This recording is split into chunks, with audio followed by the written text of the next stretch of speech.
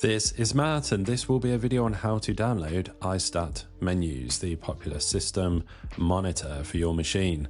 So I'm right here on the main download page. You can find it at bdjango.com/ and then iStatMenus. I'm on a Mac here, so it's put that in there. But when you come to the, what I've done is I've put this link just below this video in the video description, so you can just click on the link and wind up here.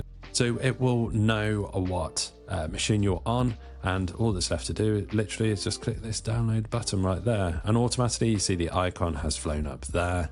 Depending on what browser you use, you will find the installer in the downloads location. For example, I'm on Google Chrome on my Mac, so it goes directly into my downloads folder, and you can just access the installer there. So hopefully you found this video on how to download iStatMenus useful. If you have, drop this video a like, it really helps, and subscribe to the channel for more videos just like